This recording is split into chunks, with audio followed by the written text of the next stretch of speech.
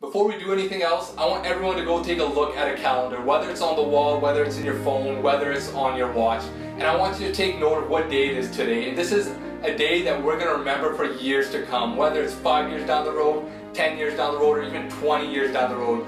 Because this is the day that we decide to set the foundation for success in our lives. And what we've done prior to today no longer matters, because success is going to be our only destination for the future, and that's the only thing that's going to matter. And I know when people set up New Year's resolutions, or even let's say starting today, they want to be a new person. A lot of people talk about being a new me, a new self, a new image.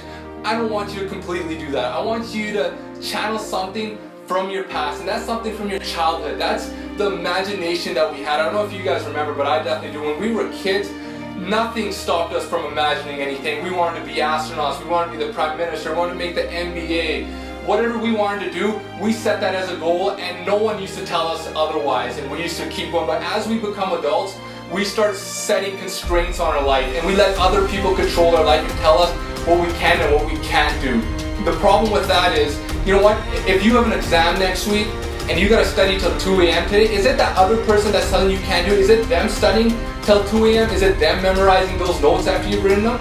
If you want to lose weight and you know you have to do cardio at 6 a.m., is it them battling the snooze button when you're trying to wake up? Is it them battling the bed when it's all comfy and you need to get out into the cold? No, it's not them, it's you that has to make that decision. So, do they have the power to tell you you can and you can't do something? No.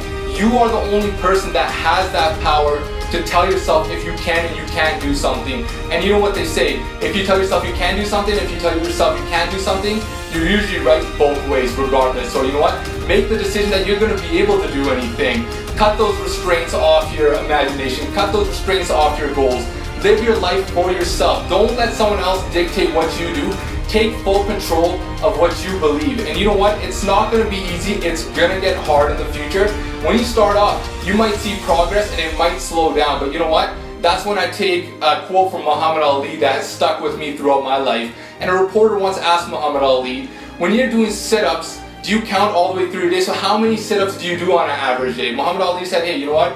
I don't count from the start to finish. I only start counting sit-ups when they start hurting, when I'm in pain, because ultimately those are the only ones that are going to count. Those are the only ones that are going to break barriers. I can easily count from the start to when it starts hurting because those are easy, but when it's hard is when you actually become a champion. That's when you take a step forward. And you know what? Today we're setting that foundation for success, and even if failure comes up to us, even if failure stands in front of us, we're going to pass through it. If we let failure take over our lives, that's the end of our story, that's the end of our path. But when we decide to step forward even after failing, when we decide to stand up after falling, that's when we use failure as motivation. That's when we use failure as fuel on the path to success. And once you decide that, no one can stop you.